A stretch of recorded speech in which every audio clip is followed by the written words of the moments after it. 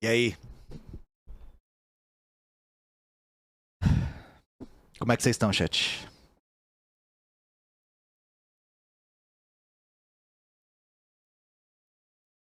Bom dia! Bom dia, chat.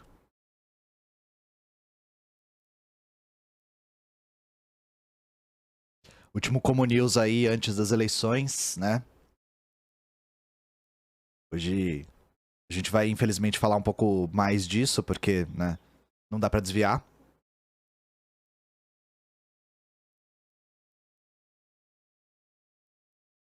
Calor pra caralho, tá 34 graus aqui em São Paulo.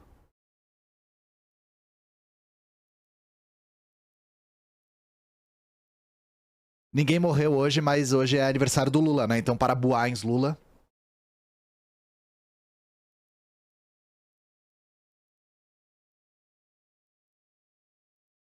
Parabéns, Lula, fez 77 anos, limpo.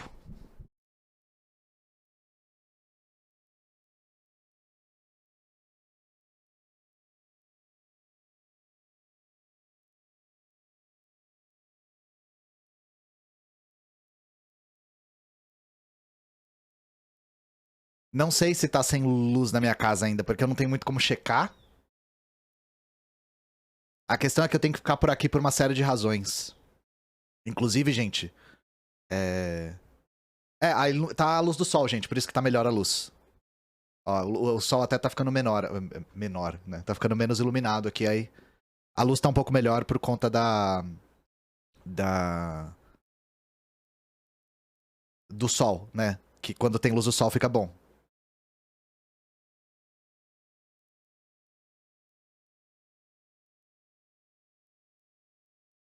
Mas aí a questão é, hoje vai ser meio um Como News Express, assim, vai ser um pouco mais rápido. Tô bem. Agora eu tô bem da doença, né? Eu peguei H3N2 e agora eu tô ótimo. É, hoje eu vou fazer um Como News um pouco mais curto, porque essa é a minha música favorita dos Racionais, né? Por isso que tá aqui. Vou trocar aqui rapidinho.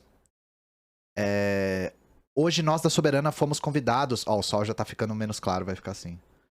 Hoje nós da Soberana fomos convidados pra visitar uma ocupação do MLB. Então eu vou ter que sair um pouco mais cedo pra isso. Vai ser muito legal a gente participar, porque. Lembra que eu falei pra vocês que eu tô pensando em fazer outra arrecadação? Então, nós vamos fazer uma arrecadação. Oh, caralho. Tá oscilando hoje. Vocês estão me vendo? Deu uma caída aqui. Oi. Deve estar com atraso. Tá caindo aqui, gente, eu tô vendo. Eu vou ficar o quanto a minha internet aguentar, porque ela tá. Eu vi que ela tá oscilando. É... Enfim, nós da Soberana vamos participar de uma visita numa ocupação do MLB. E por que isso é importante também? Porque. Lembra da arrecadação que eu falei pra vocês que eu vou fazer? A gente vai fazer uma arrecadação pro MLB Nacional. Então. é, Já vai casar uma coisa com a outra, né? Vai ser bem bacana. E então aguardem, semana que vem eu já vou anunciar direitinho. é, que nós vamos fazer uma arrecadação pro MLB Nacional. Eu acho que vai ser bastante bem sucedida, porque da outra vez que a gente fez pro Olga Benário, já foi muito bem sucedido e meu canal era bem menor. Era bem menor.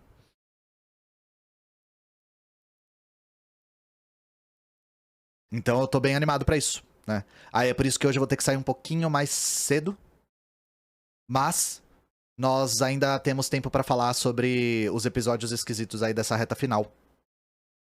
Porque, pra surpresa de absolutamente ninguém, o Bolsonaro tá tentando tumultuar as eleições, né? E. Caiu de novo, gente. Oi. Alô. Caiu de novo. Tá zoado. Se ficar caindo, eu vou fechar e trocar de servidor, tá? Eu vou ficar de olho aqui.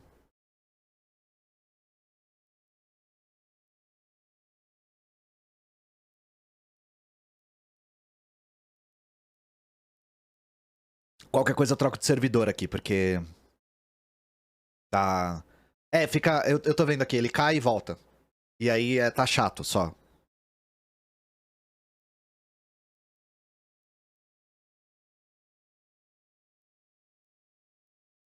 Mas pra quem não sabe, MLB é o movimento de luta nos bairros, vilas e favelas. É um movimento que acompanha a unidade popular. É um movimento que une a luta por moradia com a construção do socialismo no Brasil. E é um movimento muito interessante. Porque é um movimento que luta por moradia que tem uma matriz marxista-leninista, que é a nosso campo político. Então por isso que ele nos interessa tanto, né? E o Léo Pericles, ele também é presidente nacional do MLB e presidente nacional da Unidade Popular. Eu não me mudei, gente, eu tô sem energia elétrica na minha casa, só isso.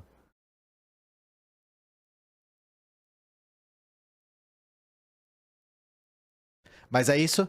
Então saibam que a próxima arrecadação vai ser pro MLB Nacional. Eu acho que vai ser muito bem sucedido. Eu não sei se ainda voltou, se voltou ou não, gente. É só que eu tenho que ficar aqui por conta de umas questões pessoais, assim. Aí eu nem chequei ainda se voltou a energia na minha casa. Deveria ter voltado. Eles me deram prazo de 72 horas, já passou faz tempo esse prazo. Deveria ter voltado, mas assim, Enel, né? Quase um mês sem luz? Não, deu uma semana e pouco já, sem luz.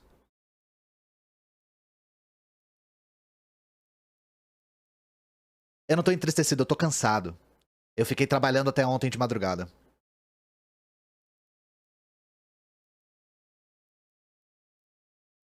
Eu toco violão, sim, eu sei tocar. Tocar uns Legião Urbana clássico, assim. Uns Detonautas, pá. Oasis, às vezes. Arranho também. Tô brincando, tá, gente?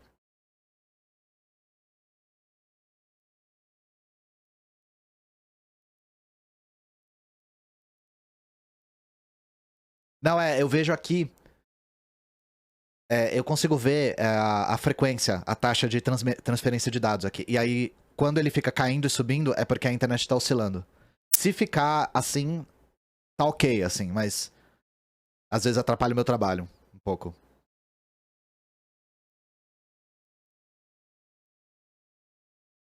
Eu não tô triste, eu tô brasileiro, é. E eu vou falar isso logo no começo, gente.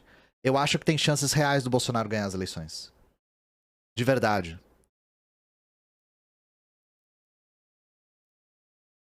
E isso é uma das coisas que me deixa um pouco. Eu tô tentando não pensar muito sobre.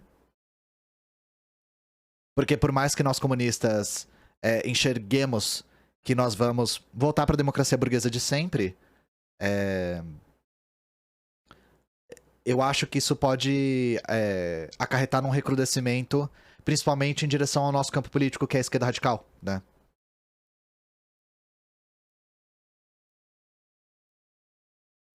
E, gente, com todo respeito, não é derrotismo e nem questão de eu acho ou não acho, né? Se a gente for olhar, na real, eu falei que eu acho, mas se a gente for olhar as pesquisas, levando em consideração que as pesquisas estão próximas e levando em consideração que as pesquisas no que diz respeito ao bolsonarismo no Brasil inteiro erraram e erraram feio, não tá muito aberto para discussão a chance que o Bolsonaro tem de ganhar. Não é uma coisa muito que a gente tem que discutir. Eu acho que a gente já tá mais no campo do fato que ele tem chances de ganhar, sabe? Então, assim, a gente sempre reitera que, independente de quem ganhar, a gente vai ter muito trabalho pela frente. Mas eu acredito de verdade, assim como outros marxistas-leninistas, acreditamos de verdade que se o Bolsonaro ganhar vai ser muito pior. E não é aumentando o sofrimento da classe trabalhadora que a gente se aproxima de uma revolução. É organizando a nossa classe que a gente se aproxima de uma revolução.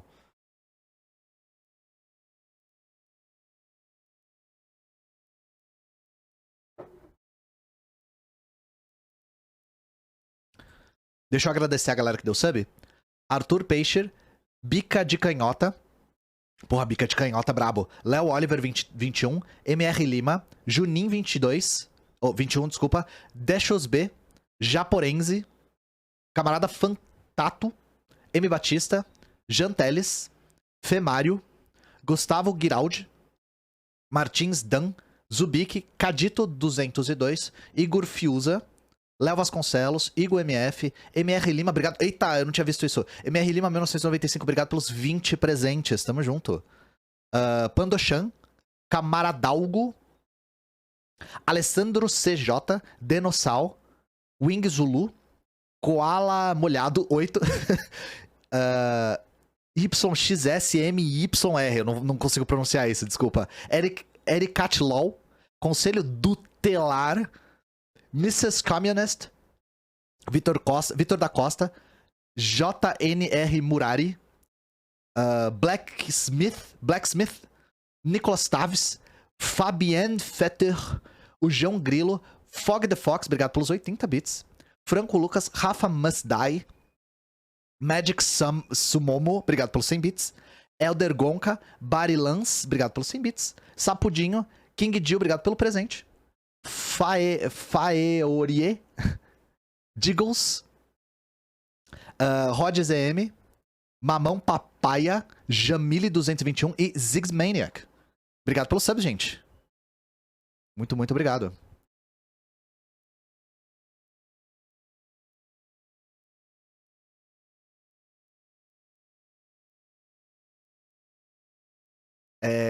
Vamos falar um pouco, então, das notícias, gente? Vamos começar com uma notícia que envolve uma figura, ou digamos assim, uma propriedade intelectual que eu não ouvia falar há anos. Que é o Reto Cabreiro. Ou como alguns chamam, Beto Carreiro, né? Que é um nome que eu não ouço há anos. Beto Carreiro, este nome eu não ouço há anos. Opa, faxina boa, obrigado pelos 5 presentes. É a Verônica mesmo? Muito obrigado, de verdade. Ele tá vivo ainda? Não, ele foi de base já. Só que ainda tem a propriedade intelectual Reto Cabreiro, né? E aí a gente se deparou aí com uma notícia um pouco curiosa.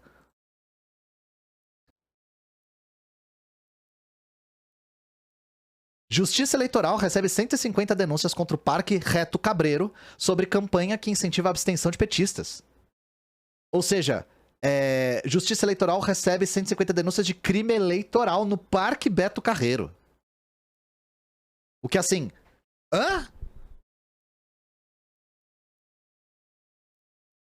Promoção promete desconto a quem for de vermelho e chegar ao local antes das 8 horas e sair depois das 17 horas de domingo, dia de votação do segundo turno.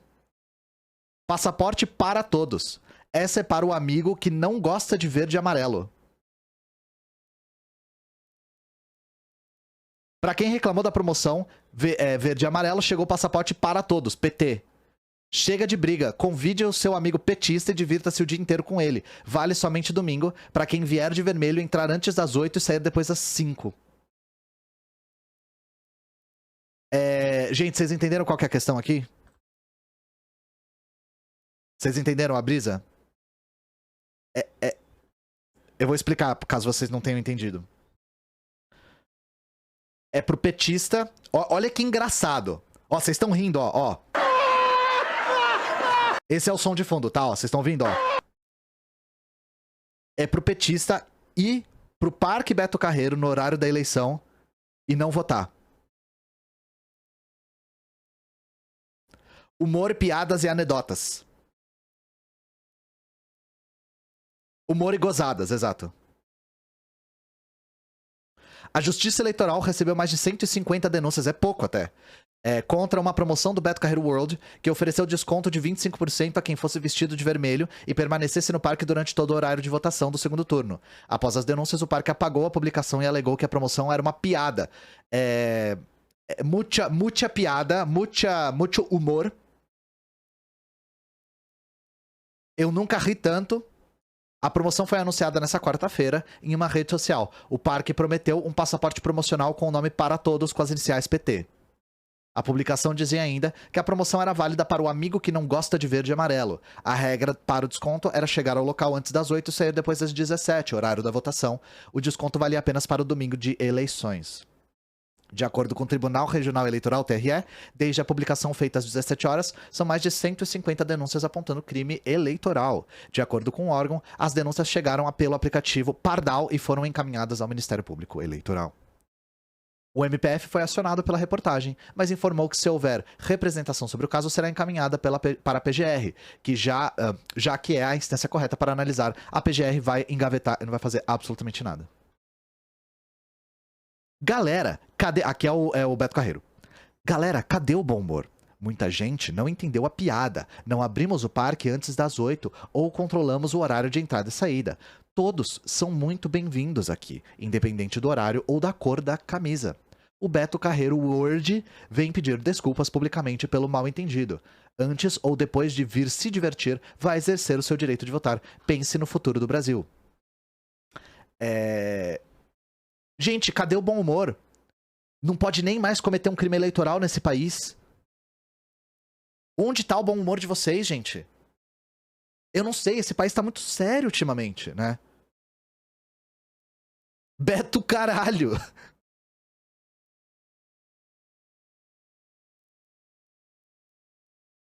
Então eles meteram quase que um desculpa pra quem se sentiu ofendido. E aí, gente, quando eu me deparei com essa notícia, me lembraram, gentilmente, que eu esqueci de falar de um outro crime eleitoral bizarro que aconteceu esses dias. Que é isso aqui, ó. Lembram do vinho do mito? O vinho do mito?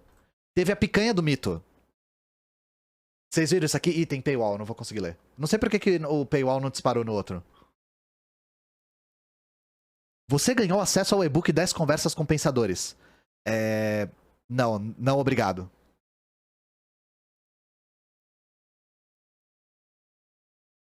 Deixa eu ler aqui, né? Mas aí eu vou colocar... Na verdade, deixa eu separar as fotos pra vocês.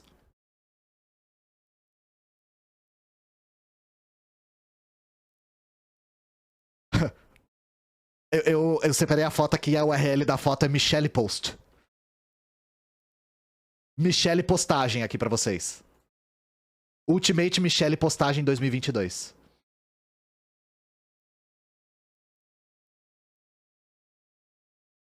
Então vamos lá, ó. Picanha mito. Michele Bolsonaro elogiou a ação que provocou tumulto em Goiás. Estabelecimento fez campanha em apoio à reeleição de Bolsonaro. TRE determinou a suspensão da venda. Em domingo de eleição, no qual o presidente Jair Bolsonaro disputa mais um mandato, o frigorífico Goiás, localizado em Goiânia, anunciou a promoção Picanha Mito, 1 quilo da peça de carne a R$ 22. Nesse sábado, a primeira-dama Michele Bolsonaro elogiou a iniciativa, entre aspas, muito patriota. Tratava-se de um post de anúncio no qual eram reforçadas as condições: estar de camisa do Brasil e limitação de até duas pessoas por pessoa. Gente, tá escrito 2 pessoas por pessoa. Eu acho que é 2 peças por pessoa, mas tá 2 pessoas por pessoa. Tá? Então é isso, gente. Essa é a promoção. É 2 pessoas por pessoa, tá? E estar de camisa patriota. Entenderam? Essas são as condições. Eu acho que eu não saberia atendê-las. Mas... tá escrito isso sem meme, tá, gente? Eu não tô inventando. 2 pessoas limpo por pessoa. 2 peças de gado por gado. Aí, vamos ver aqui. Tem aqui uma charge aqui. Domingão, dia 2 de outubro, picanha mito, R$22 o quilo, entendeu? 22, entendeu? E aí o cara tá com o chapéu escrito Tchê. Limite de 2 peças por cliente, não são 2 pessoas por pessoa, infelizmente. Promoção válida para unidades de Goiânia e para quem estiver com a camisa do Brasil BR. Marca aqui seu amigo que ama uma picanha gordinha. Michele Bolsonaro, muito patriota. Rodrigo Guerra, você tem meu respeito e admiração. Seguem o Tchê, galera churrasqueiro do Bolsonaro, vários quadrados.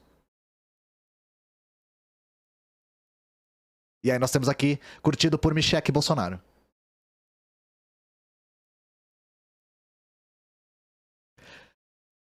Nesse domingo, uma gravação do frigorífico viralizou nas redes sociais. No vídeo, as portas do comércio se quebram e os clientes se empurram pelo produto. O juiz Wilton Miller Salomão, do Tribunal Regional Eleitoral de Goiás, ordenou que a promoção fosse suspensa assim as postagens feitas na conta oficial do estabelecimento.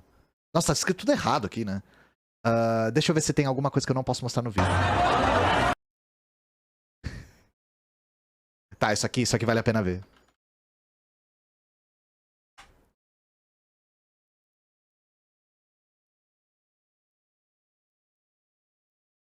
Ó, vai cearense, ó. Vai cearense. Vai quebrar o pau!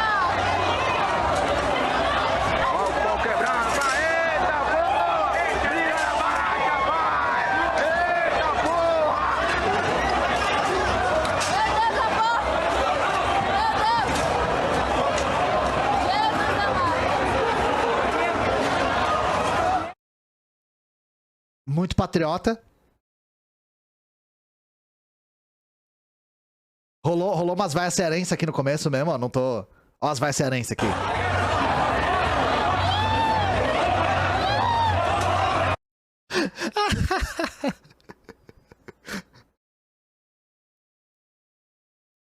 É a vaia goiana, né? Só que aí a gente teve um apêndice aí nessa notícia.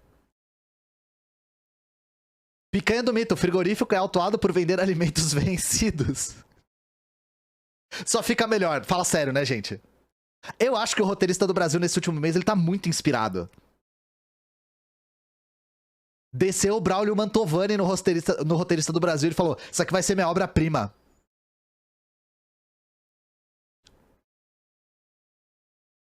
O Procon de Goiás autuou o frigorífico responsável pela promoção Picanha do Mito, que resultou em confusão e tumulto no domingo, dia de eleições. Uma mulher chegou a passar mal e morreu após ser esmagada na aglomeração. Caralho, eu nem sabia disso. Caralho, morreu uma pessoa. Caralho, velho. Que bagulho irresponsável. Meu Deus, velho. Durante a ação do Procon, o estabelecimento que fica no bairro Jardim Goiás, em Goiânia, foi flagrado comercializando 50 quilos de carne impróprios para o consumo. Durante a fiscalização, foram apreendidos mais de 44 quilos de carne refrigerada sem informações sobre data da embalagem e o prazo de validade, além de 5,5 quilos de carne e 10 unidades vencidas de tempero e suco de laranja. Os alimentos e bebidas foram descartados no local. Após ser autuada, a empresa pode pagar uma multa que varia de R$ 754 reais até 11,3 milhões. Que margem de multa é essa? R$ 754 reais ou 11 milhões. Eu achei que ia ser 11 mil, ia até fazer um pouco de sentido, mas é 11 milhões.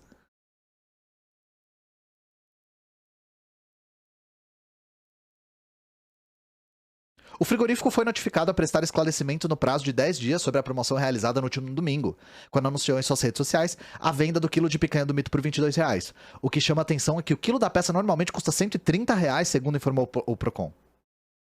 O valor com desconto, segundo a promoção, poderia ser pago por quem estivesse vestindo camisa do Brasil. A ação gerou longas filas e provocou tumulto entre os clientes na porta do estabelecimento. A polícia militar foi acionada e uma mulher que estava no meio da confusão passou mal e morreu após procurar atendimento médico. O caso foi registrado inicialmente como morte acidental na Polícia Civil.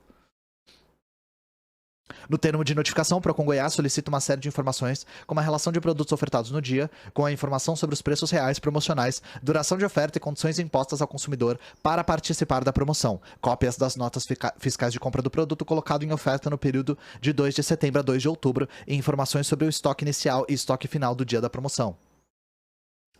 Gente, a história é muito louca toda, né? Toda.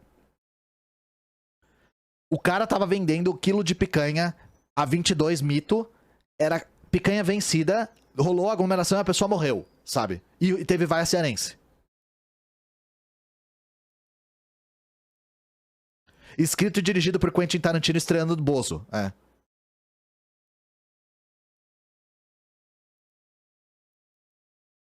E a gente achando que o mais esquisito que ia ficar era dono de posto vendendo gasolina mais barato pra reeleger o mito.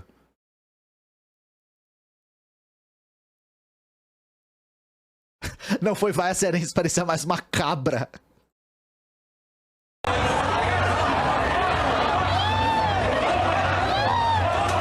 Peraí, vamos averiguar. Peraí.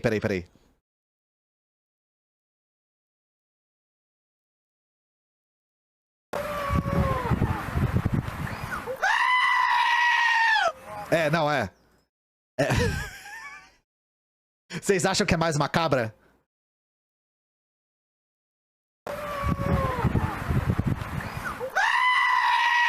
Parece, eu acho que parece a cabra. Parece a cabra.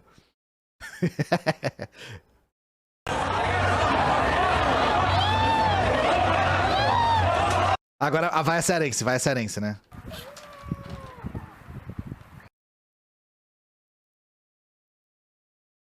Deixa eu ver se eu acho a vaia cearense. Hoje é o concurso da vaia cearense. A sua vaia. Olha pra lá. É, a vaia cearense, eu acho que parece mais a cabra. É, eu concordo com vocês. Tá mais pra cabra do que vaia cearense. A vaia é um pouco mais assim, ela é um pouco mais enfática, né? A sua vaia. Olha pra lá.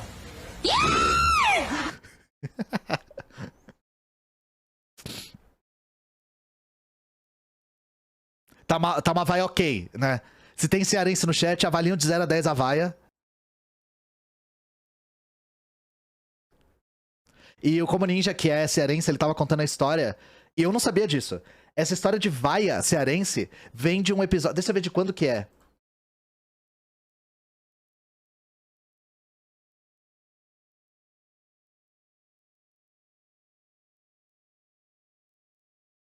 Era a da... Aqui, ó. Em 30 de janeiro de 42, em Fortaleza, as pessoas se juntaram pra vaiar o sol. Em 1942 rolou uma vaia coletiva ao sol, no Ceará. Então, a vaia cearense é uma instituição que existe há muito tempo já. Porque eles estavam protestando contra o calor, né? Então, eles se juntaram pra vaiar o sol. A vaia cearense é tradição indígena, ó, eu nem sabia disso. Eu achava que vinha da vaia do sol, sabe? Ó, deixa eu ler a notícia aqui.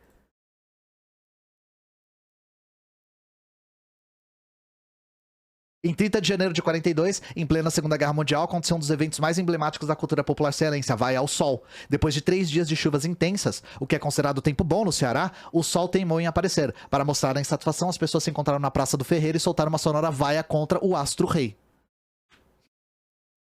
É isso. A vaia coletiva ao sol, né? Então, aqui, se aqui em São Paulo tá 34 graus, em outros lugares do Brasil deve estar 340 graus. Então, eu recomendo aí todo mundo usar o exemplo dos camaradas cearenses e vaiarem o sol coletivamente também, né?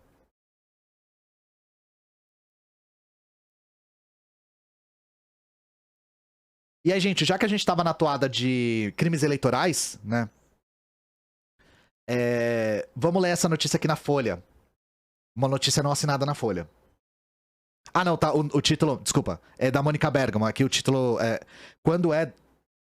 Eu não sei porquê. Quando tem alguns colunistas da Folha, em vez de ficar embaixo, o nome fica em cima. E aí eu não vi. Então é da Mônica Bergamo. Eduardo Bolsonaro e patrões fazem campanha contra Lula para empregados. E frigorífico é investigado por assédio eleitoral. Qual? Outro frigorífico. O frigorífico Rivelli de Minas Gerais está sendo investigado por assédio eleitoral depois de permitir que o deputado federal Eduardo Bolsonaro subisse em um palanque montado no pátio da empresa da cidade de Barbacena e fizesse campanha contra o Lula. Aí tá escrito aqui, ele é filho de Jair Bolsonaro. O que, assim, deve ter uma pessoa que leu essa notícia e não sabia, mas achei curioso a Mônica Bergamo se dar o trabalho de colocar que o Eduardo Bolsonaro é filho do Jair Bolsonaro, né? Vai que... Pelo menos um diretor da empresa também discursou no mesmo ato, afirmando que o presidente Bolsonaro está conseguindo fazer a economia andar. E que isso seria benéfico para os empregados. O frigorífico cresceria e mais oportunidades a gente vai ter. Que é sempre aquela mesma história, né? Se o patrão crescer, você, funcionário, vai crescer junto. Confia. Quantas vezes vocês aí do chat já ouviram isso? Eu já ouvi. Eu já ouvi que no meu emprego, no meu subemprego, eu ia crescer junto com a empresa. Que eu só tava recebendo um salário baixo porque a empresa precisava economizar pra crescer, porque aí eu ia crescer junto. Eu ouvi isso. Já aconteceu comigo. E assim, gente, se alguém aí tá começando a sua vida no mercado de trabalho, não acreditem nisso, tá? Nunca, nunca, nunca acreditem que vocês vão crescer junto com a empresa. Isso nunca acontece, tá?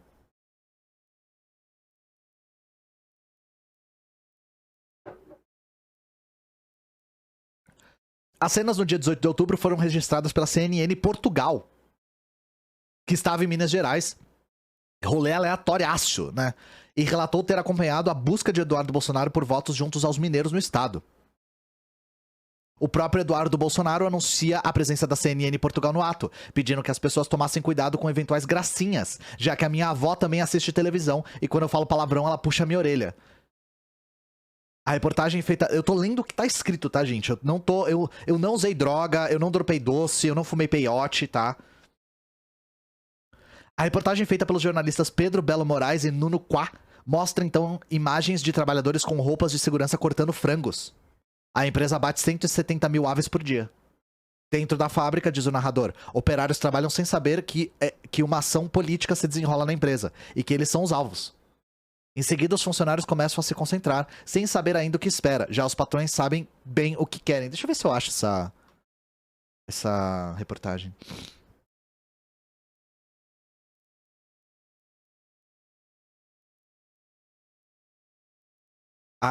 Como a matéria é da CNN, eu não quero... Eu tô com medo de ser taxado aqui, eu não vou mostrar.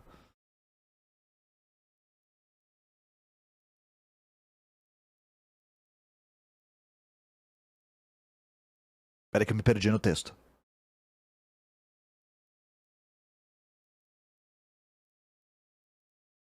Eduardo fala mal da Argentina.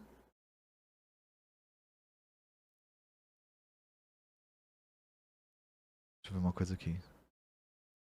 Aqui, isso que eu queria. O Ministério Público do Trabalho fez uma audiência com os diretores do frigorífico e afirma que uma segunda reunião está marcada para quinta. Os procuradores já recomendaram que a empresa divulgue um comunicado em até 24 horas em todos os grupos de WhatsApp da Rivelli, com o seguinte teor. A Rivelli Alimentos, em cumprimento à recomendação do Ministério Público do Trabalho, reitera o direito dos seus empregados de escolherem livremente seus candidatos na eleição, independentemente do partido ou ideologia política. Declara que não adota qualquer medida retaliatória, como a demissão em razão de opinião ou escolha política partidária, repudia qualquer tipo de comportamento que possa caracterizar, blá blá blá, negócio mega protocolar. O que eles tinham que receber é uma multa, tá? Uma puta multa. Porque isso aqui é assédio. Isso aqui é crime eleitoral também. E, gente, eu fiz esse bloco pra mostrar como um dos elementos marcantes e fundantes da democracia burguesa é o assédio. A gente viu, mesmo nas eleições de 2018, episódios de empresas assediando seus funcionários para votarem no mito. E eu não preciso dizer para vocês que isso é uma disputa desigual, porque junto com o poder econômico vem poder político. Então, quando você está ameaçado de perder o seu emprego, até rola uma paranoia de que as pessoas conseguem ver em quem você votou, por mais que o voto seja secreto, sabe? E aí, continua sendo assim. A lei, ela vale pra todos, exceto pra alguns, né? Então, a única coisa que esse frigorífico recebeu foi um tapinha no ombro e um pedido pra não fazer de novo.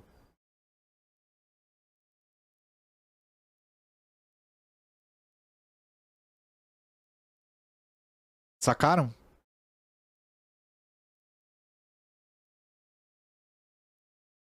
É ilegal, mas se quiser pode. Se for ilegal, você pede desculpa que tá tudo bem, sabe?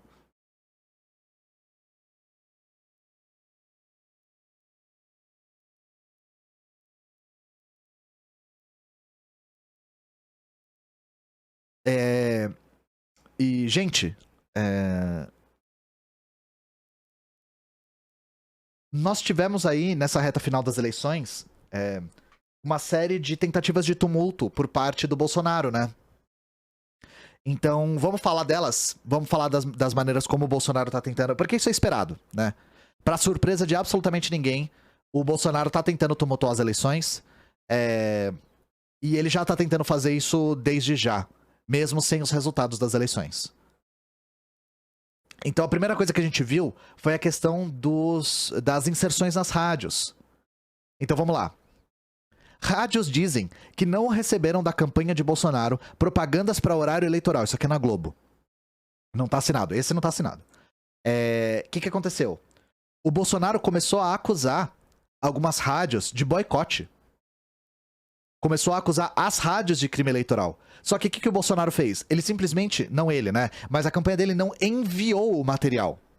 E aí eles não enviaram o material, as rádios não veicularam e eles acusaram a rádio de estar cometendo crime eleitoral. Então vocês entenderam qual que foi a tática aqui? Mas aí vamos ler a resposta das rádios, né? Das 8 rádios acusadas pela defesa da campanha de Jair Bolsonaro de ter veiculado mais propagandas do candidato Lula, 4 delas afirmaram ao Globo não ter recebido inserções produzidas pela equipe do presidente, por isso não divulgaram material. As demais emissoras negam a irregularidade. A assessoria do Comitê Eleitoral de Bolsonaro, por sua vez, disse que todas as entregas foram realizadas nos prazos e condições especificadas pelo TSE. Em denúncia apresentada à corte, a campanha do presidente apontou que essas 8 rádios deixaram de veicular um total de 730 inserções de Bolsonaro do dia 7 ao dia 14 de outubro. A Rádio Extremo Sul, de Itamaraju, da Bahia, afirma que veiculou todas as inserções que recebeu, mas que o envio das peças por parte da campanha Bolsonaro foi irregular. A campanha do Lula é a única que envia a programação para 3 dias. Por exemplo, nessa semana, mandou na segunda-feira. Hoje já vão mandar para fechar todos os dias. A do Bolsonaro às vezes manda dia sim, dia não. E quando manda, manda programação diária, diz o programador Jean Batatinha de Souza. O diretor da rádio Dalvadício Lima, diz que a emissora veiculou todas as inserções recebidas. Não teve a intenção de criar nenhum prejuízo para nenhuma coligação, afirma Lima, acrescentando. E os e-mails e as correspondências que nos foram enviados foram cumpridos. Uma versão semelhante foi relatada pela rádio Viva Voz, da Várzea Roça da Bahia. Em nota, a emissora baiana afirmou que só recebeu as inserções de Bolsonaro no dia 10 de outubro. Ao contrário das outras campanhas, incluindo as de governador, que enviaram no dia 6. Véspera do reinício da propaganda eleitoral no segundo turno. Recebemos material de campanha de todas as coligações no dia 6 do 10, com exceção da coligação do Bolsonaro, que só recebemos dia 10 do 10. De acordo com a emissora, o fato pode ser verificado com registros dos e-mails recebidos. E, gente, não se deixem enganar, tá? Isso aqui não é incompetência, isso aqui é tática. A tática era não enviar para acusar as rádios de estarem boicotando, para falar da extrema imprensa, etc, etc. Principalmente no Nordeste, vocês sabem qual que é a questão, sabe? E aí a gente viu isso aqui, ó.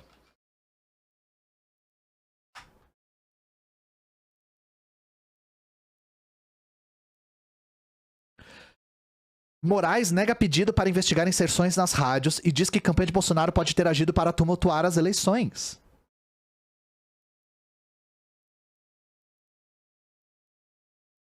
Bruno Tavares, Fernanda Vivas, Márcio Falcão, Matheus Rodrigues e Pedro Henrique Gomes, G1 TV Globo. Presidente do TSE afirmou que dados apresentados são inconsistentes, sem documentação crível. Bolsonaro fez pronunciamento para contestar o ministro e disse que a campanha deve recorrer. O presidente do TSE, Alexandre de Moraes, negou na noite dessa quarta-feira pedido da campanha do presidente Jair Bolsonaro para investigar a alegação de irregularidades em inserções eleitorais por emissoras de rádio. Para Moraes, os dados apresentados pela campanha sobre supostas irregularidades são inconsistentes. Na mesma decisão, Moraes aciona o procurador-geral eleitoral Augusto Aras para apurar possível cometimento de crime eleitoral com a finalidade de tumultuar o segundo turno do pleito por parte da campanha de Bolsonaro. Aciona a Corregedoria Geral Eleitoral para apurar eventual desvio de finalidade no uso do fundo partidário para a contratação de uma auditoria que embasou as denúncias. Nossa Senhora. Determina o envio do caso para o Supremo Tribunal Federal no âmbito do inquérito que apura a atuação de uma milícia digital que atenta contra a democracia. A campanha de Bolsonaro alegou no TSE, na segunda-feira, que rádios deixaram de exibir inserções da propaganda eleitoral do candidato. A campanha pediu a investigação da denúncia e também que, para compensar, que propagandas do rival, o ex-presidente Luiz Inácio Lula da Silva, deixassem de ser exibidas. Nossa, esse foi o pedido, gente. O pedido foi, não exibiram os meus inserts, as minhas inserções, então não tem que exibir as do Lula também. Assim, né? Viajou, passeou.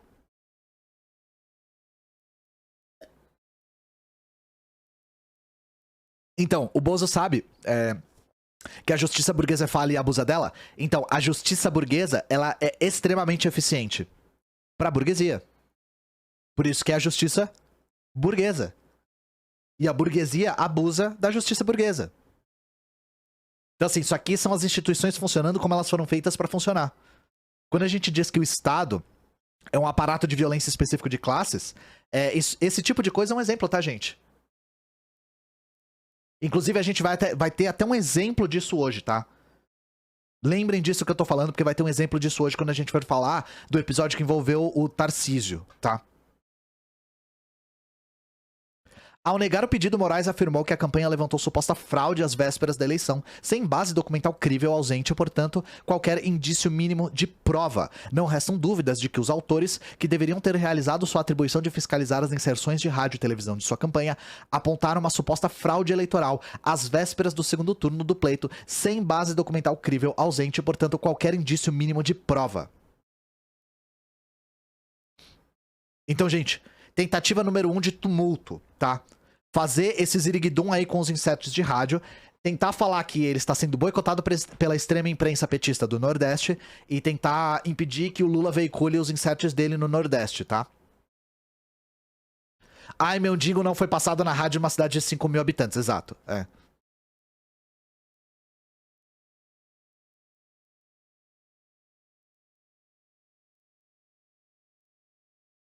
Só que aí teve uma tentativa mais audaciosa aqui de tumultuar as eleições, que foi essa aqui. Andréa Sadi. Bolsonaro queria radicalizar e propor adiar eleição. Sem apoio, recua e antecipa terceiro turno. O que é terceiro turno, gente? Terceiro turno é quando um candidato... Isso aconteceu com a Aécio. O que aconteceu com a Aécio foi o terceiro turno. Que é um candidato perde e começa a questionar o resultado das eleições. O Bolsonaro tá fazendo isso desde já. Ele já tá questionando o resultado das eleições antes das eleições.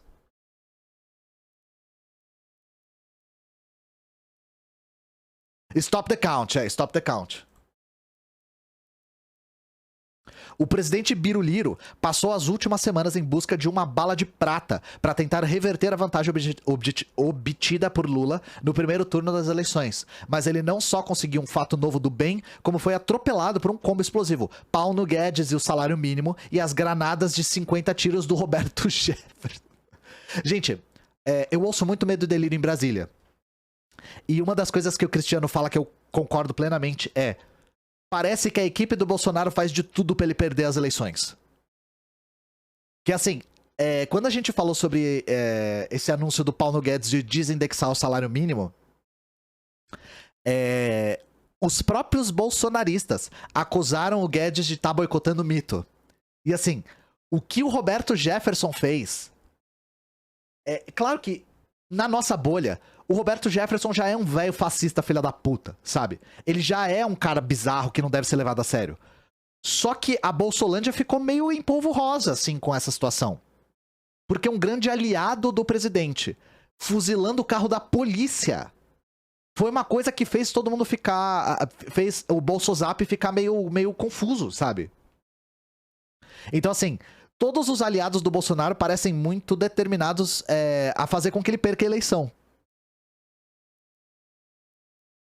Ao ver que a expectativa de passar Lula na última semana de campanha como projetado pelo comitê, longe dos números das pesquisas, Bolsonaro voltou às origens. Passou a buscar um genérico do questionamento das urnas e das pesquisas para tumultuar o processo a 4 dias do segundo turno das eleições. Mas o Bolsonaro, que convocou a entrevista coletiva da noite dessa quarta, foi um presidente diferente do que apareceu para falar meia hora depois ao lado do ministro da Justiça Anderson Torres e de Augusto Heleno. A entrevista foi uma reação à decisão do ministro Alexandre de Moraes do TSE de negar pedido de campanha para investigar a alegação de irregularidades em inserções eleitorais por emissoras de rádio, foi o que a gente acabou de falar.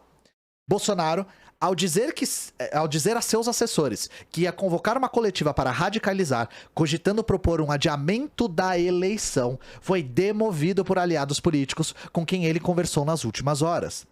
Esses políticos lembraram ao presidente que a eleição está em curso, que é preciso ter calma e que não há mudança significativa nas pesquisas que justificasse um discurso de ruptura. E de longe, deixaram claro no subtexto o de que se Bolsonaro escalasse para essa proposta de perdedor, pedindo adiamento das eleições, seria por sua conta e risco, não teria apoio de ninguém. E a foto no Alvorada deixou claro, não havia nenhum neo-aliado, nem do Centrão, nem de lugar algum a não ser da cozinha do Planalto, como o general Heleno. Anderson Torres, ministro da Justiça, ficou ao lado do presidente, mas não falou, apenas saiu na foto. Torres é visto como um nome da cota pessoal de Bolsonaro. Todos os demais políticos e ministros chamados estavam com as agendas ocupadas com absolutamente nada, já que optaram por não arriscar sair nem numa foto às vésperas da eleição, com o presidente em vídeo e som patrocinando um golpe. E o Anderson Torres, gente, só lembrando, ele foi pivô do caso Bob Jeff, né?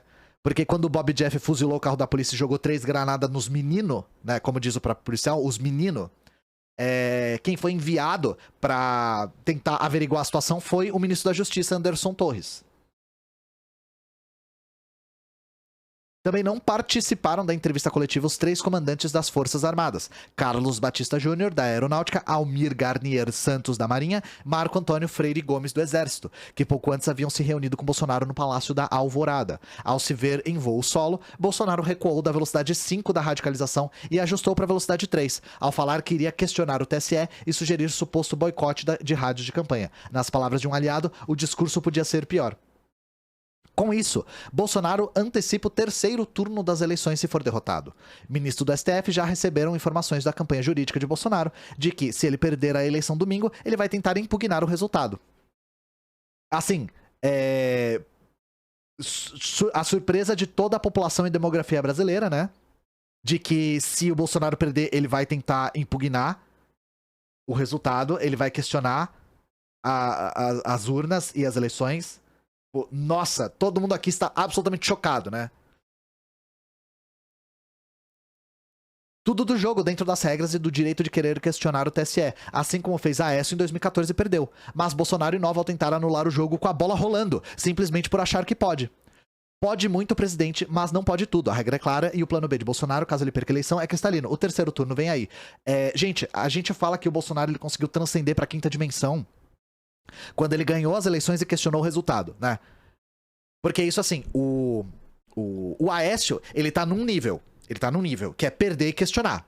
Perder e questionar nível 1, né? Aí tem o Trump, que é perder e questionar só nos estados que você perdeu. Todos os estados que você ganhou deu certo, todos os estados que você perdeu foi fraude, né? Aí, 2ª dimensão. O Bolsonaro é ganhar e questionar. Aí, mano, o cara entrou naquele final do Interstellar, sabe? Que ele vê o passado, o presente e o futuro, tudo ao mesmo tempo, tá ligado? Ele vê a si próprio no passado e ele está no presente dentro do buraco negro. E aí ele tá conseguindo transcender nesse espaço, né? Tridimensional, quadridimensional, fazendo o 3º turno antes de perder. Assim, a pessoa, ela realmente é extraordinária. É teoria das cordas isso aqui, tá? Isso aqui é dinâmica quântica.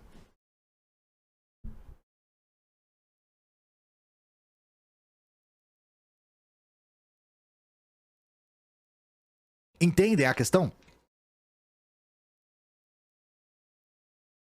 E se o Brasil não fosse uma democracia burguesa, só do Bolsonaro ameaçar adiar as eleições, ele já deveria ser impugnado. Ele já deveria ter a sua candidatura impugnada.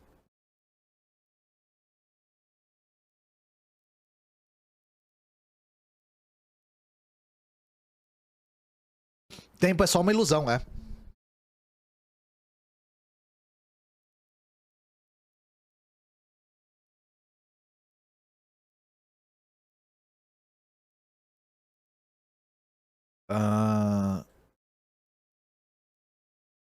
Tá, deixa eu trocar a GUI.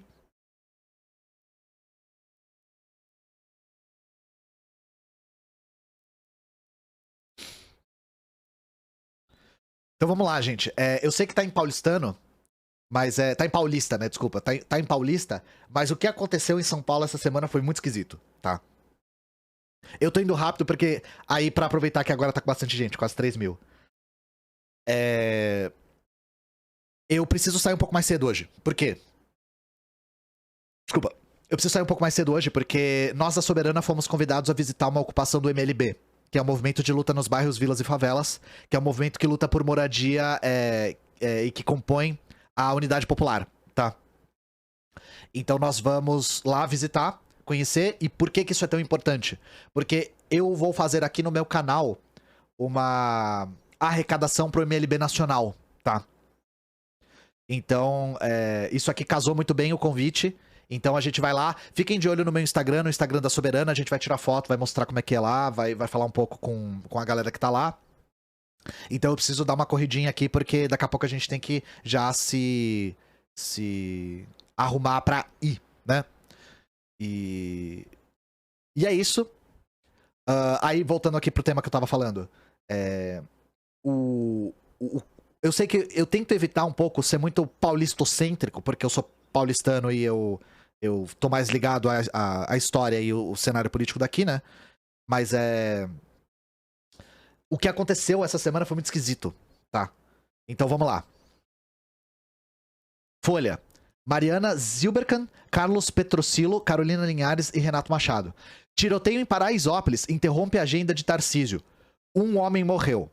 Gente, nós estávamos falando dos crimes eleitorais hoje, mais cedo, com a picanha do mito, com o cara fazendo palanque pro Eduardo Bolsonaro e tal. Vamos ler essa notícia e prestem muita atenção no que eu vou ler, tá? E isso aqui, gente, isso aqui é mídia burguesa na sua quintessência, tá? Isso aqui é mídia burguesa na sua quintessência. Um tiroteio em Paraisópolis, zona sul de São Paulo, interrompeu um compromisso de campanha de Tarcísio de Freitas na manhã dessa segunda-feira. Tarcísio e sua equipe visitavam um projeto social que inaugurou um polo universitário. Não houve feridos entre os integrantes da comitiva. Próximo parágrafo. Um homem de 38 anos morreu no tiroteio. Segundo a polícia, ele tinha registro sob suspeita de roubo.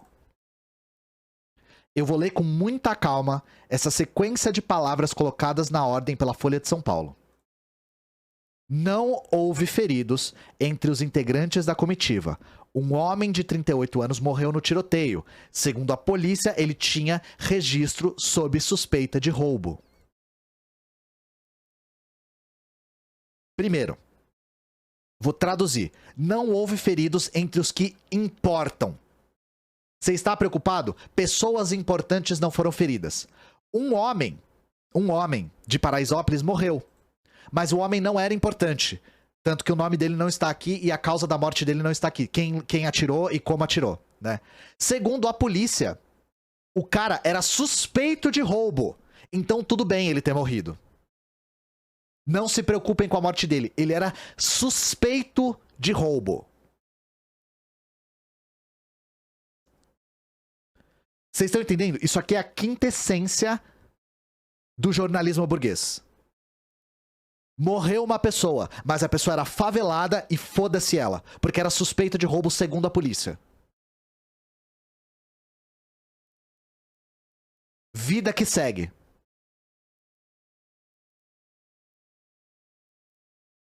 Pouco após o ocorrido, o candidato ao governo de São Paulo publicou no Twitter: "Fomos atacados por criminosos. Nossa equipe de segurança foi reforçada rapidamente com a atuação brilhante da Polícia Militar de São Paulo." O episódio repercutiu entre bolsonaristas que repudiaram o suposto atentado e relacionaram a esquerda ao tráfico.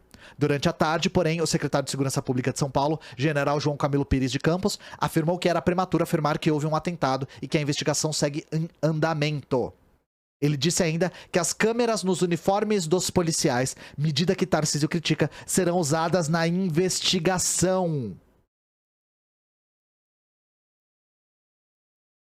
Já no fim da tarde, Tarcísio disse não acreditar que tenha sido alvo de um atentado, descartou ligação com a política e afirmou que pode ter havido uma intimidação do crime. Foi um ato de intimidação, recado claro do crime organizado, como "a gente não quer você aqui dentro, é uma questão territorial e não tem nada a ver com a política." Para Tarcísio não houve coincidência. Os bandidos notaram a nossa presença ali desde cedo. 4 motocicletas filmaram a nossa equipe, fizeram perguntas e voltaram armados. Não foi algo corriqueiro não, foi um tiroteio enquanto estávamos lá. Em nenhum momento eu disse que era atentado, primeira coisa. Segundo, esse tipo de troca de tiro ali não é comum. O crime organizado aqui em São Paulo é hegemônico em determinadas regiões, não é comum você ver troca de tiro. Tarcísio, que tem o apoio do governador Rodrigo Garcia do PSDB, no segundo turno, tem um discurso linha dura na segurança pública, inclusive afirmando que os paulistas não se sentem seguros.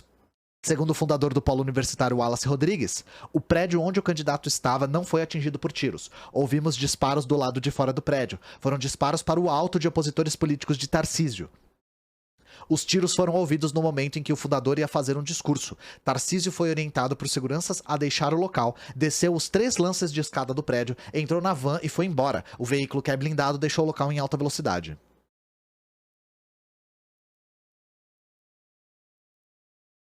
Pera aí. Tô vendo se tem mais alguma coisa relevante aqui.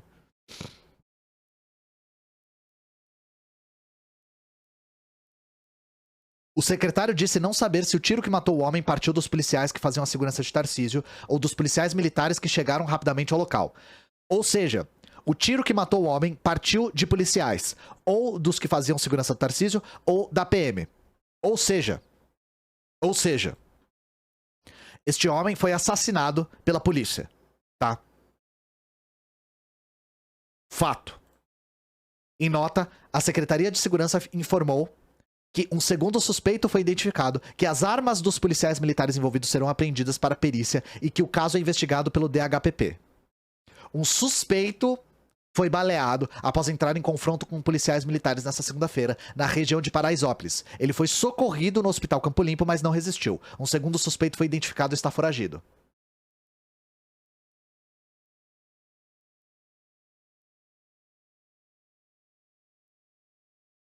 Líderes comunitários afirmaram que só souberam da visita do candidato 1 hora antes da sua chegada.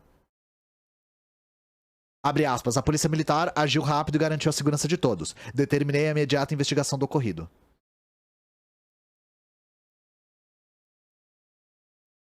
A declaração do secretário de que as câmeras dos policiais serão usadas para esclarecer o caso contraria o discurso do Tarcísio. Apesar dos números positivos da queda da letalidade, ele já afirmou que as câmeras inibem os policiais. Chegou a dizer que se eleito retiraria o equipamento com certeza. Mas depois voltou atrás e afirmou que irá ouvir o comando da polícia. Tá, eu tô passando por cima aqui porque tem uma outra notícia que eu queria ler.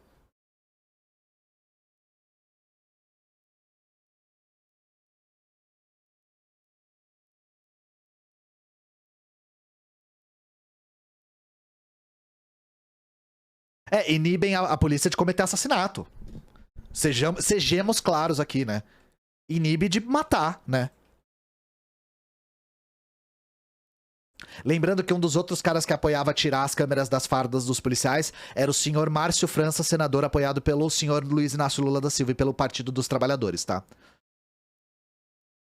Intercept, Guilherme Mazieiro e Rafael Moro Martins. Agente licenciado da ABIN, que assessora Tarcísio de Freitas, mandou apagar vídeo de tiroteio. Fabrício Cardoso de Paiva é assessor da campanha do ex-ministro em São Paulo e teve cargo de nomeação política no governo Bolsonaro. Fabrício Cardoso de Paiva, um agente licenciado da Agência Brasileira de Inteligência ABIN, foi quem mandou um cinegrafista apagar as imagens de um tiroteio em Paraisópolis, favela da Zona Oeste de São Paulo, na semana passada. Paiva é atualmente assessor da campanha a governador e do ex-ministro Tarcísio Gomes de Freitas, do Republicanos. Ele também ocupou o cargo de nomeação política a convite de Tarcísio, no Ministério da Infraestrutura desde o início do governo Bolsonaro. A identificação foi confirmada ao Intercept por uma fonte que trabalha no governo. A voz de Paiva também foi reconhecida por ex-colegas de trabalho. As fontes terão os nomes mantidos em sigilo para evitar retaliações. A ABIN, respondendo a perguntas que enviamos, esclarece que apenas um servidor da agência, que no momento está de licença não remunerada para tratar de interesses particulares, acompanha o candidato Tarcísio de Freitas na campanha eleitoral. Trata-se justamente de Paiva. A existência do áudio foi revelada em uma reportagem da Folha na última terça-feira, 25 de outubro. Na gravação, é possível ouvir Paiva dizendo ao cinegrafista da Jovem Pan, que é alinhado ao bolsonarismo, você tem que apagar. No currículo, apresentado ao Ministério da Infraestrutura, Paiva informa ter se formado na Academia Militar das Agulhas Negras, a AMAN, e atuado como oficial de artilharia do Exército entre 96 e 2009, ano em que se tornou servidor da ABIN. Em junho de 2019, foi nomeado gerente de projetos da Subsecretaria de Governança e Integridade do Ministério da Infraestrutura por Tarcísio.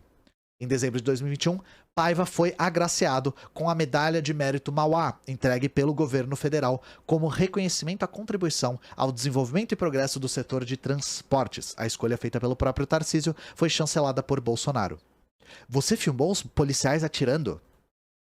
A Folha noticiou ontem que um integrante da campanha de Tarcísio mandou o cinegrafista da Jovem Pan apagar as imagens do tiroteio, que terminou com um suspeito morto e interrompeu uma atividade da campanha do candidato bolsonarista em Paraisópolis.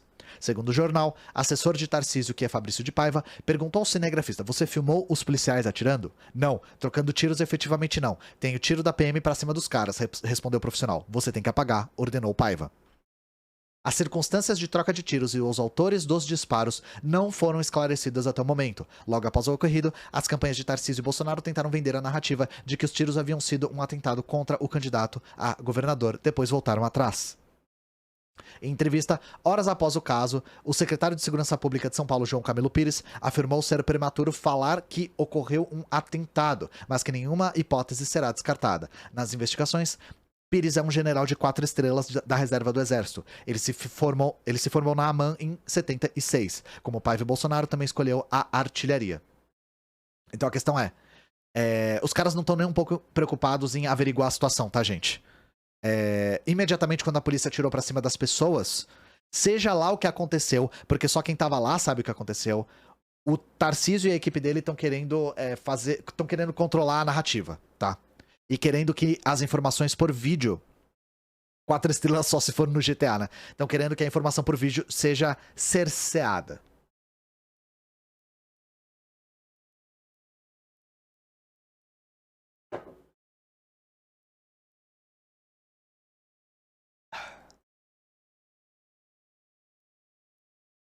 E aí nós temos uma terceira notícia a respeito disso. Só pra vocês verem que a coisa tá ficando cada vez mais suspeita, tá? Então nós temos um tiroteio, né? Aí nós temos um homem morto, a equipe do Tarcísio querendo impedir que as imagens sejam veiculadas e mudando a narrativa, falando, foi atentado, não foi tão atentado assim, foi mais ou menos atentado, foi político, não foi político. E aí a gente viu isso aqui. PM diz ter alterado cena em Paraisópolis. Analistas citam fraude processual. Aconteceu alguma coisa que eles não querem que a gente saiba. Herculano Barreto Filho e Luiz Adorno na UOL. Policial militar que participou do tiroteio em Paraisópolis, na zona sul da capital paulista, disse que adulterou a cena do crime, alegando temer que os objetos fossem retirados do local por outra pessoa. O episódio ocorreu no dia 17 desse mês durante uma agenda do Tarcísio, a gente já falou.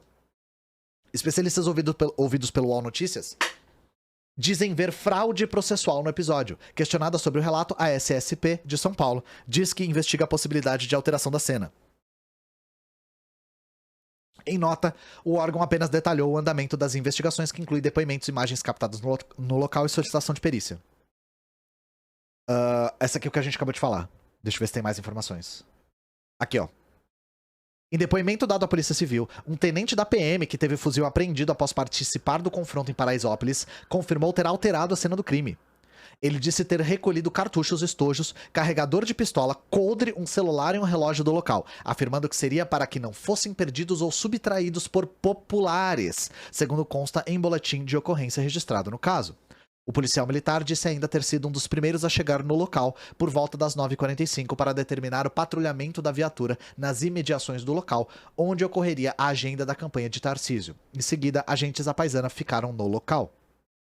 Uma hora depois, os PMs registraram suspeitos em uma moto filmando a viatura descaracterizada usada por eles. Em seguida, os criminosos retornaram com outros homens armados, dando início ao confronto de acordo com o depoimento dos policiais militares. Perito criminal aposentado da Polícia Civil do Distrito Federal, Cássio Tione Almeida de Rosa, disse ver fraude processual na ação da PM na ação do PM envolvido na ocorrência e questiona a justificativa dada por ele em depoimento. Essa alegação de retirada de estojos e cartuchos para evitar a subtração por parte de moradores é uma forma de justificar a adulteração da cena do crime. Mas, se há esse risco, o policial primeiro precisa justificar porque os seus procedimentos de preservação do local não foram realizados. É uma ação que não está nos protocolos e enfraquece o laudo de exame do local, uma vez que não vai ser possível traçar a dinâmica do que ocorreu ali. Vai ser feita apenas a análise de objetos desconectados da cena. Então assim, gente, vocês estão entendendo o cenário que está se pintando aqui? Novamente, só para reiterar, só quem tava lá sabe o que aconteceu.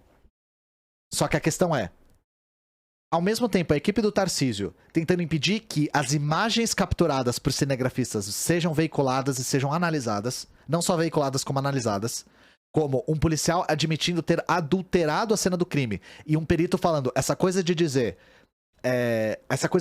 que eu tirei as coisas do local para que não fossem roubadas é uma fraude comum, é o que o cara disse basicamente. isso tudo tá apontando pra direção de que a polícia simplesmente matou um inocente. E eu não posso provar isso justamente porque eles estão querendo fazer essa análise ficar o mais difícil possível. Simples assim.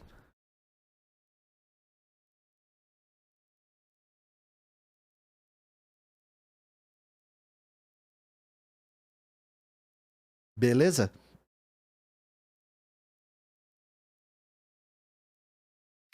E aí, gente, pra encerrar, eu sei que tá acabando muito cedo hoje, mas eu falei que eu tenho compromisso daqui a pouco. Como a gente vai falar do MLB, eu achei que era pertinente eu terminar com essa notícia aqui. Campanha Despejo Zero divulga mapeamento de quase 1 milhão de pessoas ameaçadas de despejo. Então, ontem mesmo teve protesto, teve manifestação pelo Despejo Zero, né? E aí vale a pena a gente ler um pouco sobre o mapeamento que a campanha tem feito. Só no Rio Grande do Sul, estima-se que quase 11 mil famílias podem ser despejadas a partir de 31 de outubro, com vencimento do prazo da ADPF 828 do STF. Aí fica aqui a dica, né? O jornal do MST é um jornal que eu gosto muito de ler, tá? Eu gosto muito de ler, eu acho ele muito legal, muito competente, muito bem escrito, inclusive. Em um período eleitoral que trouxe à tona a ausência ou a tímida presença de políticas públicas para o setor de habitação nos planos dos candidatos à presidência, a campanha Despejo Zero, a articulação formada por 175 organizações, lança novos dados sobre a atual situação da área habitacional no país. O mapeamento com registros comparativos de março de 2020 a setembro de 2022 traz o aumento expressivo de grupos familiares ameaçados de despejo. Atualmente, há quase 190 mil famílias nessa condição, o que representa um crescimento de 901% em comparação com o início da pandemia. O destaque é para o estado de São Paulo, que acumula quase 60 mil desse montante, seguido do Amazonas, com cerca de 28 mil famílias ameaçadas. O Rio Grande do Sul estima-se que quase 11 mil famílias gaúchas podem ser despejadas a partir de 31 de outubro, com o vencimento do prazo da ADPF 828 no STF. O balanço divulgado também revela um aumento de 453% no número de famílias despejadas no mesmo período. Em março de 2020, havia 6.373 atingidas por ações de despejo. Em setembro de 2020, o registro é de mais de 35 mil famílias despejadas. Com corte de 98% do orçamento para a produção de novas moradias, realizado pelo governo federal, e com um déficit habitacional de quase 6 milhões de habitações, a suspensão dos despejos durante a pandemia e crise social tornou-se ainda mais necessária. O levantamento aponta que, devido à ADPF 828, que restringiu as ações de remoções, despejos e reintegrações de posse durante o cenário pandêmico, mais de 151 mil pessoas foram protegidas de despejos forçados. Semana Nacional 28 de outubro, despejo zero. Quase 1 milhão de pessoas ameaçadas de despejo. Nessa semana, estão ocorrendo diversas mobilizações pelo país, pedindo a prorrogação da suspensão dos despejos. Em Porto Alegre, a concentração do ato será nesta sexta-feira, 28, na Esquina Democrática, a partir das 12 horas e segue encaminhada até a Defensoria Pública Estadual. A campanha Despejo Zero Rio Grande do Sul agendou reunião para as 14 horas na sexta, com a dirigente do Núcleo de Defesa Agrária e Moradia DPRS no DEAM, defensora Sabrina Baques, devido à importância da atuação dessa instituição de Estado na garantia do direito à moradia nas ações de reintegração de posse. Na Defensoria será entregue o relatório da missão denúncia que visitou várias situações de irregularidade fundiária e de violações aos direitos humanos no Estado, em que for possível conhecer em loco algumas situações de conflito mapeado. Então é isso, gente. Eu queria só salientar para vocês o que está acontecendo essa semana, né?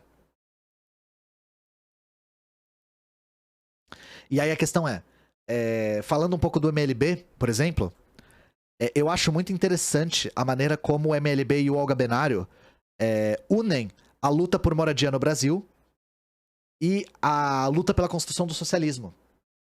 Porque eu não tô dizendo que isso é uma crítica, tá? É só uma questão de tática. Muitos movimentos sociais lutam pela... Opa! Cauê, provavelmente Buba. Muito obrigado pela raid, tamo junto. Um beijo no coração de vocês. O Boulos tava lá no Cauê hoje. Eu tava preparando minha live e não vi. Era o Boulos que tava lá? Sejam bem-vindos, bem-vindas, bem-vindes. Como é que vocês estão, gente? Boulos e Ferrez, olha só. Tamo junto, como vocês estão? Tenho certeza, eu não preciso nem ver pra saber que foi foda. Load, Cauê, Boulos e Ferrez, deve ter sido um papo super massa.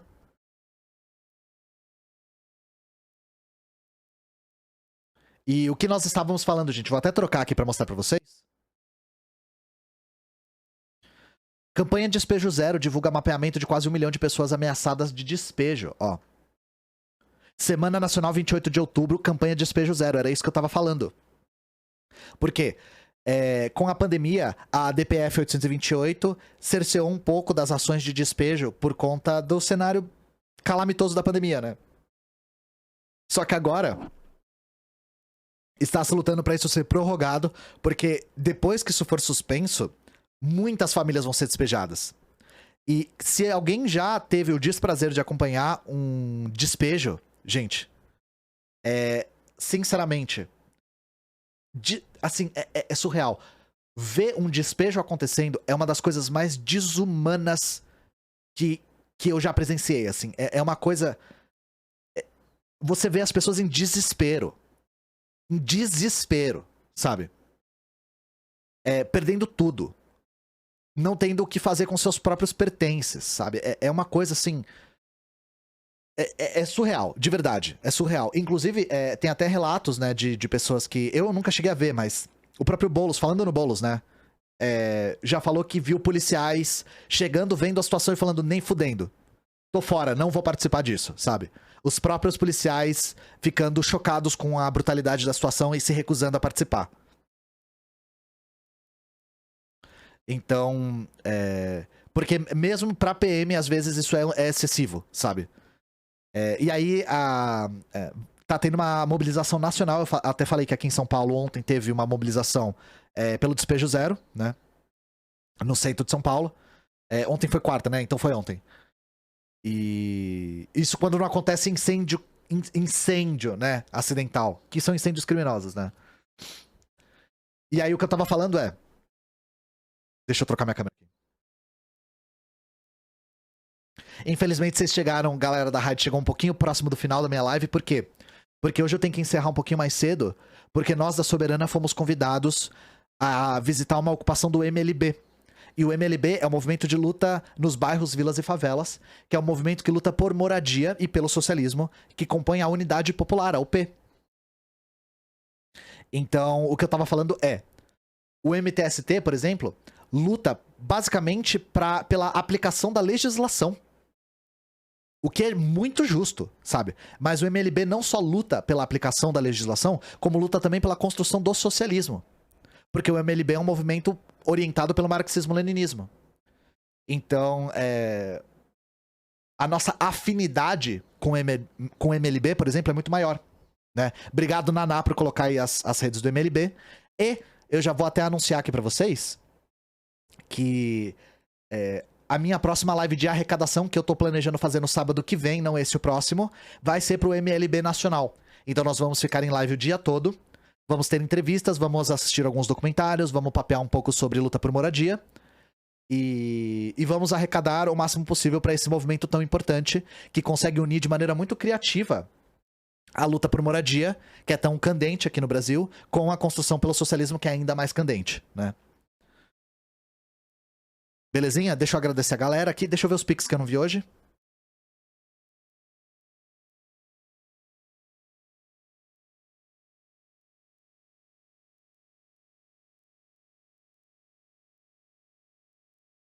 Anônimo, obrigado pelos R$10. Isan SP, acho que é isso. Obrigado pelos R$3. Anônimo, obrigado pelos 12,34. 1, 2, 3, 4. Victor, obrigado pelos R$10. Sabe onde ver quais deputados votaram para derrubar o veto do orçamento? Eu acho que no site do Congresso em Foco dá pra ver. Eu acho que no site, se você procurar no Congresso em Foco, se a pessoa aqui do ainda estiver aí, procura no site do Congresso em Foco. Will Rock, obrigado pelos R$3. Você fez eu e minha namorada começar a estudar Lenin. Espero que vocês estejam gostando, porque o Lenin não é à toa que o tempo todo a gente fala pra Lenin, porque o careca é brabo, gente, de verdade, assim. E Will Rock, obrigado de novo pelos R$3. Beca Café, obrigado pelos R$5. Está na hora de Jair, obrigado pelos R$10.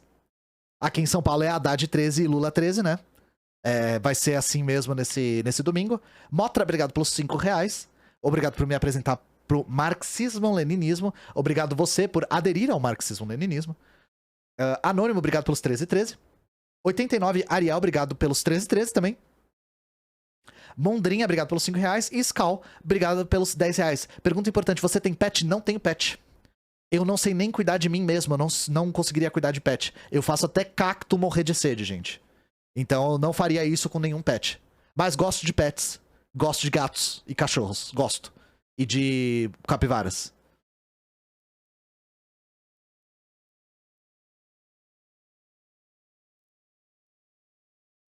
Mas gosto de capivaras na natureza, com os carrapatos dela bem longe de mim, assim. Mas é isso. O grande, tanto intelectualmente quanto fisicamente, João Carvalho está nos agraciando com uma live. E é para lá que nós vamos.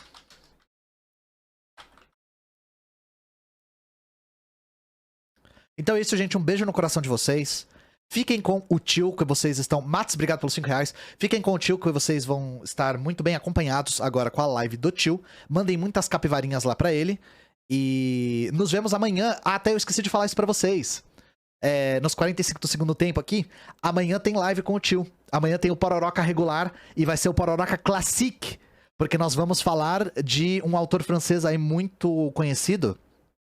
Então aqui às 3 da tarde estejam conosco, porque a gente vai quebrar aí o hiato do Pororoca com o tio, porque eu fiquei doente, fiquei sem energia elétrica e tal. Mas tamo junto. Um beijo pra vocês e até amanhã com o próprio tio, que é para onde vocês vão agora.